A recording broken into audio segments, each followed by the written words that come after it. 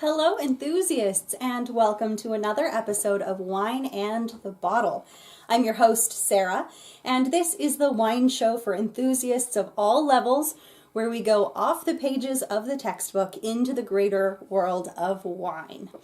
Now, today, I wanted to take us to some place that I've been thinking about for a very long time, to taste a wine that I haven't gotten out of my head since I first tasted it about 2 years ago, and that is Sauternes. Sauternes is a region in France, in Bordeaux. It's a sub-appellation known for its sweet dessert wine. And Sauternes, along with its neighboring Barsac, produce some of the best sweet dessert wine in the world, some of the most renowned. So much so that this style of wine that is produced there is known around the world as Sauternes style wine. It is mimicked throughout the world, but it's always different because the climate and the techniques used in Sauternes are so unique that it can only produce that style of wine in that region of the world. So question number one. What is Sauternes style wine? Well, it is a white wine, usually based out of Semillon and sometimes Sauvignon Blanc. And the grapes on the vine, as it gets towards harvest time, are allowed to develop a mold called botrytis. It's also known as noble rot. It does sound kind of gross to think that they're letting mold grow on these grapes, but it can only grow in specific climate where it's warm enough during the day to stop the progression of the mold, but it's cool enough at night to allow the mold to develop. And what this noble rot does is it pierces the thin skin of the grape. Both Semillon and Sauvignon Blanc are fairly thin-skinned grapes. So the filaments pierce into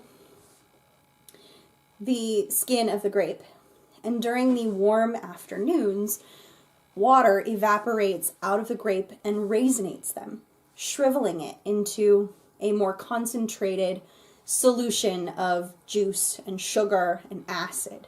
So all of the compounds are heightened. Yes, you do get less juice out of this process because the water has mostly evaporated out, but what you get is ultra concentrated flavors, sugars, acid, and it usually turns out very well balanced. But it can only occur if this botrytis is allowed to develop evenly. In order to get this kind of climate, you have to have those warm, sunny afternoons and cool evenings. You have to have humidity, mist, fog, cloud cover. And that is often achieved by being close to a water source. And Sauternes and Barsac happen to be at the cross section of two rivers. And those two rivers provide that moisture and humidity. And the forests surrounding the area help pull that humidity and moisture into the air and help keep it in the air. And that helps the rot to grow on the grapes. Now, it has to develop evenly, and if it doesn't, it becomes quite the pain, because every berry is selected by hand to make sure it has the perfect amount of rot, the perfect amount of raisination. So often, berries are picked individually instead of by cluster. And harvest can take many, many weeks as they make 4, 5, 6, 10 passes through the vineyard to select the perfect grapes. So it's not easy. And you have to have the perfect climate, the right temperatures, the right conditions. So maybe it doesn't happen every year. And the specialty houses in Sauternes that focus mainly on sweet Sauternes style wine Sometimes they won't produce in a year. Sometimes they'll say, we're not making any of the Sauternes dessert wine this year, because you have to have the perfect conditions. That perfect condition is why you won't find Sauternes style in every region of the world. There is some produced in California, but it's very specific where it can be grown and is often found in the Sonoma Valley. But if you look at all of those houses in Sauternes, all of those wineries in Sauternes that specialize in sweet wine, only one is a Premier Cru Supérieur Classé from 1855, Chateau Giraud. And a Chateau Giraud wine can go for hundreds of dollars per bottle. A single ounce will cost you upwards of $50. It's hard to come by and it's expensive because it is so limited in production. This is a 375 milliliter bottle of Chateau Giraud, which is another highly rated wine from Sauternes. This dessert wine is often sold as 375 milliliter or half bottle because it is so hard to come by. But this little bottle can cost just as much as a full bottle of wine elsewhere. Some of these Sauternes wineries also produce dry wines, and it was Chateau Giraud that started the trend of creating a white wine and using the first initial of the name of the winery as the name of the wine. So their white wine blend, which is mainly Semillon, it's very full and round, delicious, lots of citrus, some floral, less acidity than you would find in a Sauvignon Blanc. It's called Y, which is French for the letter Y. Yquem starts with the letter Y. That trend continued, and even Chateau Giraud produces a dry white wine called G. Okay, so we've talked about what happens in the vineyard and how the berries get to that concentrated state. Well, what happens once they get to the winery? Do they wash the mold off? No. And yeah, that sounds kind of gross, but it actually helps influence this unique, specific style of wine. There's flavors involved that are actually kind of desirable. So the berries are taken and pressed, and the entirety of the must, so the grape juice plus the skins, is left to sit in oak barrels to ferment.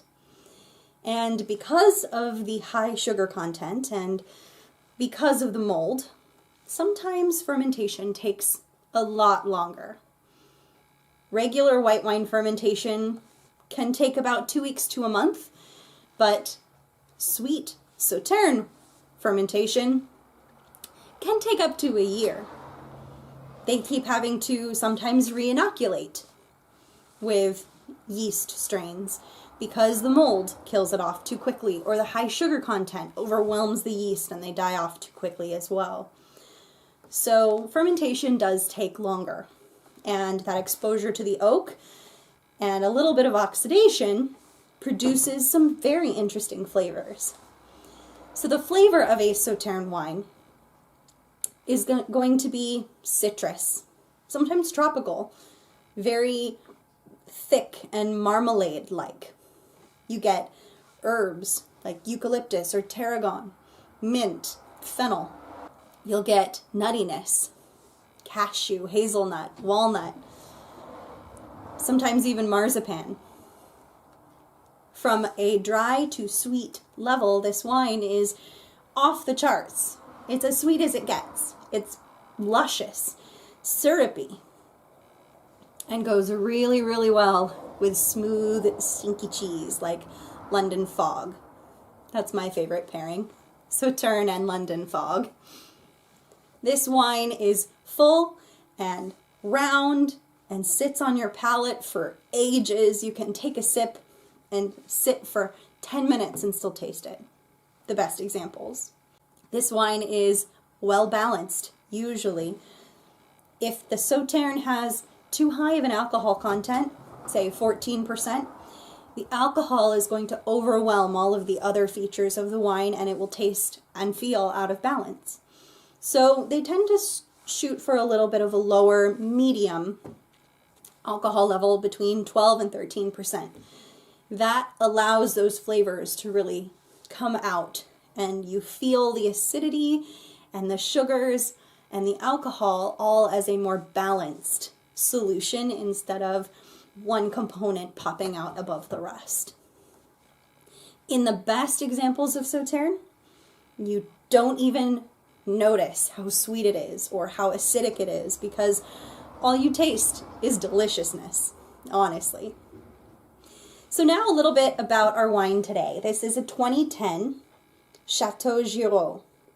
It is a Premier Grand Cru Classé from the 1855 classification, same as the Chateau d'Yquem. It's one step lower than Chateau d'Yquem on the classification scale. I personally find their wine to be just as good, although I would probably do a lot for a Chateau d'Yquem. I came this close to getting a single bottle, for a reasonable price. And then I was told from the proprietor of the wine shop who was selling it that he sourced from a private collector and that private collector had sold their last bottle already. So I didn't get any Chateau d'Yquem. It's still on my wish list and I will happily settle for this Chateau Giraud. So this 2010, that's pretty old wine. It's 12 years old, almost 13 years old at this point.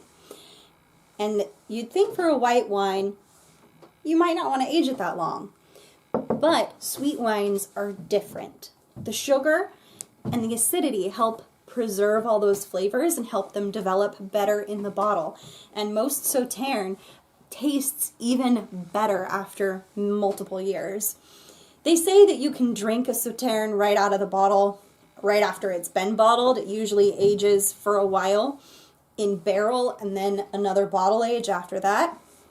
This particular wine, the Chateau Giraud, was aged in barrel for 18 months before being bottled, and obviously it has some bottle age on it. So it will be very complex. Drinking an older Sauternes it's a unique experience. It's unlike any other wine that's on the market. It's a real sensory experience. So with that, cheers to you. Let's go ahead and pour into our glass. Oh, you can see I have hard water, so I can't really clean my glasses that well. It's kind of bleh. Anyway, so cheers to you, and let's go ahead and pour.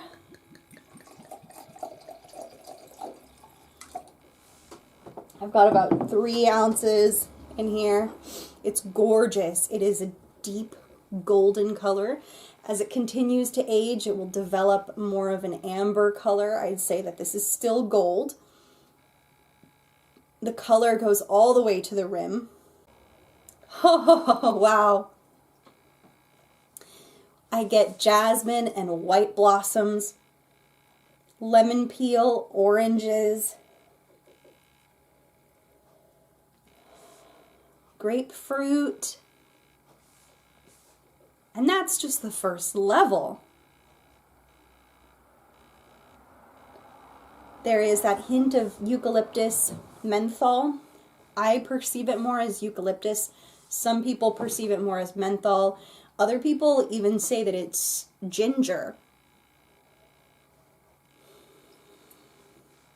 There is that hint of sort of a cinnamon spice.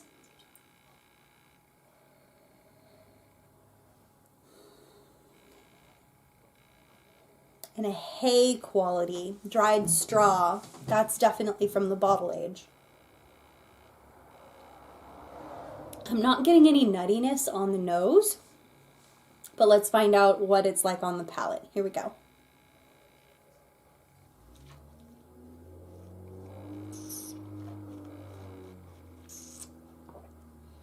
Oh, wow. That just coats your entire mouth. I get white peach and nectarine, so it's even more tropical, and more of that honeyed marmalade on the palate as well. Wow, that lasts forever. It is lusciously sweet, but it's so well balanced that that acidity really cuts through, and you can't really tell until it's all the way down your throat that you're like, whoa, that was really sweet. I'm still not getting any nuttiness, so the 18 months that this spent in barrel did not lend any oxidative qualities to this wine, which is kind of also apparent in the color because it's not super brown and it's already almost 13 years old. But it's so interesting. There's the botrytis gives it that apricot flavor, and it's totally safe to consume botrytis. It's why it's called the noble rot. It is not terrible. It's beneficial. It is nobility incarnate. So it is okay to consume. And this wine is super complex with that long-lasting finish. My mouth is still watering. So as I finish up this glass, thank you so much for joining me again here at Wine and the Bottle. I'm your host, Sarah. If you'd like to explore some more international wines, the same way that I did when I was first studying wine, click the link in the description for Vinebox, which is a quarterly subscription service that sends you individual servings of wine from around the world. That way you don't have to worry about purchasing an entire bottle of something that you don't know if you like yet. If you click my link in the description, this show, it does get a little bit of a kickback, and purchases like yours help support my content and this channel. So if you would like to join me for more wine education and tasting even more things, please click subscribe. Hit that like button if you enjoyed today's video, and until next time, cheers.